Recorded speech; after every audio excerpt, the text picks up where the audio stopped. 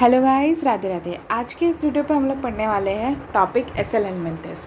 हम लोगों ने 4 फाइलम ऑफ नॉन कार्डेटा जो रहता है वो कंप्लीट कर दिया है, पोरीफेरा, कोलेंटेट्रा, टिनोफोरा एंड प्लेटाहेलमिंथेस। हमारा ये जो वीडियो है वो एसेल हेलमिंथेस पे बेस्ड है। एसेल हेलमिंथेस को हम लोग अदर नेम से भी जानते हैं। इसको हम लोग नेमाटोड्स भी कहते हैं। इसको हम लोग क्या कहते हैं? नेमाटोड्स, या फिर आप कह सकते हो नेमाथेलमेंथिस। ठीक है, तो ये इसका डायग्राम है। इसको हम लोगों ने कॉमन नाम भी दिया था जिसका नाम राउंड वॉर्म होता है। ठीक है, तो ये बेसिकली क्या होता है कि राउंड स्ट्रक्चर के होते हैं। ये जो लॉन्ग वाला पार्ट देख रहे हो, ये जो बड़ी वाली एसेल हेलमिंथेस देख रहे हो, ये है बेसिकली फीमेल और ये बेसिकली क्या है? मेल। ठीक है, मेल जो रहता है वो शॉर्टर रहता है एंड फीमेल जो रहती है वो स्ट्रेट एंड लॉन्गर रहती है। ये उतना मुड़ा हुआ नहीं है, उतना राउंड नहीं है, बट ये जो रहता है वो काफ़ी मुड़ा हुआ है। ठीक है, so important point regarding aschelminthes is, या फिर आप इसको नेमाटोड्स भी कह सकते हो, इनको हम कॉमनली राउंड वॉर्म्स कहते हैं। ठीक है, क्योंकि इनका स्ट्रक्चर जो रहता है वो राउंडिश शेप का होता है, जैसे आप पिक्चर में देखें। इनका जो ऑर्गेनाइजेशन होता है वो ऑर्गन लेवल ऑफ ऑर्गेनाइजेशन होता है, मतलब different types of the organ such as liver हो गया, किडनी हो गया, वो सारे मिलके जो रहते हैं वो एक पूरे बॉडी को या फिर पूरे ऑर्गेनिजम्स को क्या करते हैं? चलाते हैं। Next is bilateral symmetry. उनमें बायलेटरल सिमेट्री होता है, मतलब कि अगर हम लोग उसके बॉडी पार्ट को डिवाइड करेंगे तो वो जो रहता है लेफ़्ट और राइट दोनों इक्वली ही डिवाइड होंगे, लेफ़्ट एंड राइट। ठीक है, लेफ़्ट एंड राइट एक ही प्लेन से ही, ठीक है, एक ही प्लेन से हम उसको डिवाइड कर सकते हैं और किसी प्लेन से हम लोग डिवाइड नहीं कर सकते। यहाँ पे जो इम्पॉर्टेंट पॉइंट है, ये जो है वो ट्रिप्लोब्लास्टिक होते हैं। मतलब इसमें कितने तरीके के जर्म लेयर प्रेजेंट होंगे? 3 तरीके के, एक्टोडर्म, एंडोडर्म एंड मेसोडर्म। और यहाँ पे इम्पॉर्टेंट पॉइंट ये है ट्यूब विद इन ट्यूब। इनका जो एलिमेंट्री कनाल है वो tube within tube consist कर रहा है। Ma'am, tube within tube का मतलब क्या होता है? It consist of 2 opening and 2 opening है इसमें। मतलब कि 1 इज़ फॉर क्या होते हैं? माउथ, दैट इज़ आपका इंजेक्शन, और एक्सक्रीशन के लिए क्या होगा? Anus. So they consist of tube within tube body plan.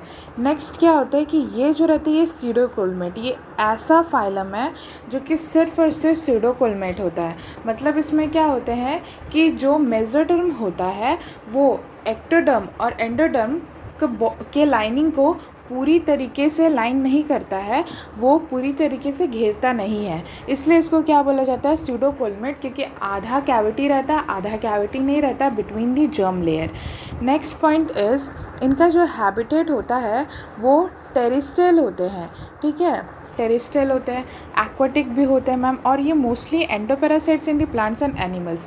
It is very important, अगर नीट में पूछा जाएगा कि एंडोपैरासाइट कैटेगरी है, ठीक है, सिर्फ एंडोपैरासाइट, तो वो प्लेटाहेलमिंथेस का है। लेकिन endoparasites in plant and animal दोनों में अगर कह दिया जाता है तो इट इज़ एसेल हेलमिंथेस। इनका कंप्लीट एलिमेंट्री कनाल है, जो कि मैंने पहले ही बता दिया कि उसमें tube within tube body plan आता है with a well developed muscular pharynx. इनका जो फायरिक्स होता है वो क्या होता है? मस्कुलर होता है। अगर इसमें लिख दिया जाएगा कि बोनी फायरिक्स तो वो जो रहता है वो गलत हो जाएगा, याद रखिएगा ये मस्कुलर होते हैं। ठीक है, इनमें रिनेट सेल्स होते हैं। रिनेट सेल्स का मतलब ये होता है कि ये एच शेप्ड सेल्स होते हैं।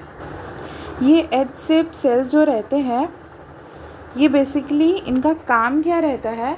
इनका काम ऑस्मोरेगुलेशन करना होता है, मतलब आपकी बॉडी में सॉल्ट का retention, maintenance of the water, ये इनका काम रहता है। साथ ही साथ ये क्या करते हैं?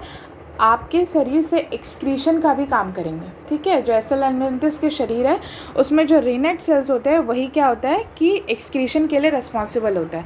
इनका स्ट्रक्चर जो रहता है वो एच शेप्ड रहता है और ये पोर लाइक होते हैं। नेक्स्ट क्या होता कि ये बेसिकली क्या होता है? Sexual dimorphism. सेक्सुअल डायमॉर्फिज्म का मतलब ये होता है कि sexes are present in different organism, मतलब कि जो मेल एंड फीमेल है वो क्या होते हैं? They are on different organisms. इनका जो सेक्सेस होता है वो क्या होता है? अलग होता है, ये हर्माफ्रोडाइट नहीं होते हैं। तो इनमें क्या होता है कि मैंने पहले ही बताया कि सेक्सेस आर सेपरेट, तो इसमें दो चीज़ें पाई जाती है, that is male ascaris and female ascaris. Basically round worm का जो कॉमन एग्जांपल है बेटा वो एस्केरिस ही है, और ये जो मेल एस्केरिस है ये फीमेल एस्केरिस है, ये बहुत ज़्यादा फेमस कह सकते हैं और बहुत ज़्यादा यूज्ड एग्जांपल्स रहते हैं। तो इनका स्ट्रक्चर हम लोग बेसिकली देखते हैं। तो यहाँ पे जो शॉर्ट रहते हैं और जिनका कर्व्ड एंड रहता है, पोस्टीरियर एंड जो रहता है वो क्या होता है, कर्व्ड होता है, तो वो बेसिकली क्या होता है, मेल को बियर करता। और जिनमें क्या होता है कि जो लॉन्ग होते हैं एंड स्ट्रेट होते हैं वो बेसिकली फीमेल बियर करती है। तो इनका डायग्राम भी आप देख लो। तो यहाँ पे क्या होता है, ये जो है ये बेसिकली मेल है और ये बेसिकली क्या है, फीमेल है।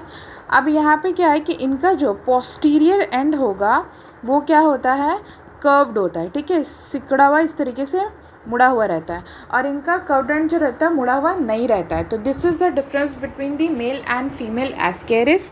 और ये बेसिकली जो पोस्टीरियर एंड जो टिल्टेड है ये बेसिकली क्या होता है, कॉप्यूलेशन के लिए होता है, कॉप्यूलेटरी ऑर्गन की तरह ये काम करता है। कॉप्यूलेशन इन दी सेक्शुअल रिप्रोडक्शन में इसी का ही काम आता है for the copulation in the female ascaris में।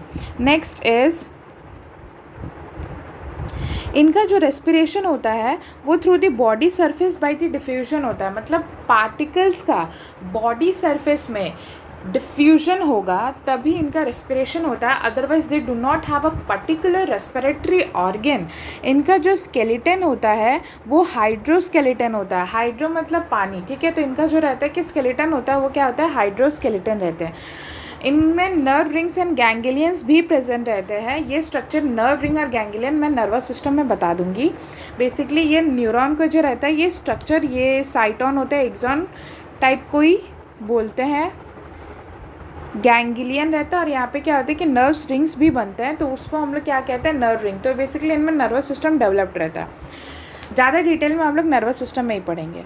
नेक्स्ट इज़ इनमें क्या होता है, इंटरनल फर्टिलाइजेशन। इनका जो फर्टिलाइजेशन होता है, जो बेबी ग्रो करेगा वो baby inside the female grow करता है, इसलिए इनमें इंटरनल फर्टिलाइजेशन होता है।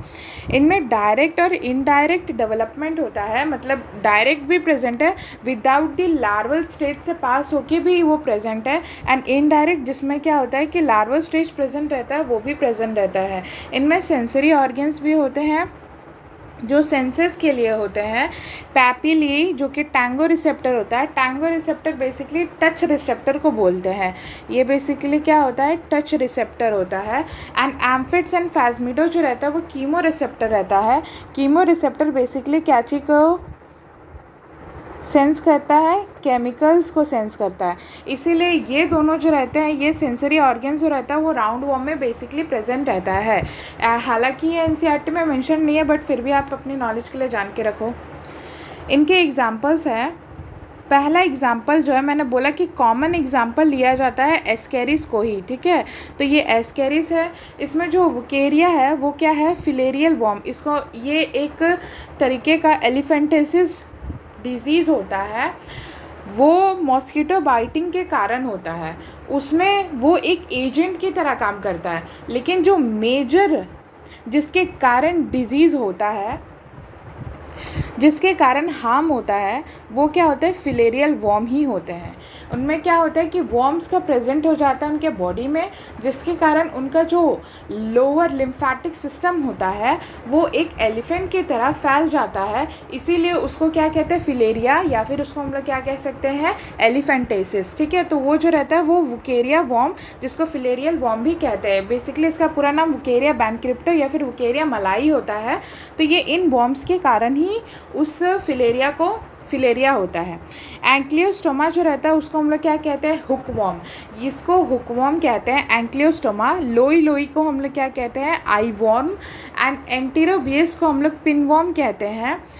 एंटर मतलब ये याद रखना है कि जो पिन होता है ना वो क्या होता है कि हमारे बॉडी में अगर वो लगेगा तो वो क्या हो जाता है, एंटर हो जाता है, इट गेट इंसर्टेड या फिर एंटर इन आवर स्किन। तो उसी बेसिस पे आप याद रख सकते हो कि एंटरो, जब एंटरोबिस का अगर कॉमन, ये तो एंटेरोबिस का अगर कॉमन नेम पूछा जाएगा तो उसमें हम लोग किस तरीके से जान सकते हैं, किस तरीके से हमको याद आ जाएगा कि एंटर क्या होता है, पिन। जब हम लोग का पिन शरीर में लगता है तो वो क्या होता है, इंसर्ट हो जाता है, तो उस बेसिस पर हम लोग याद रखेंगे एंटेरोबिस मतलब पिन वॉर्म होते हैं। ट्राइस्क्रोस जो रहता है उसको हम लोग क्या बोलते हैं, वाइप वॉर्म। ये बेसिकली वाइप वॉर्म इसको कहलाता है। So this is all for SL helminthes. Thank you.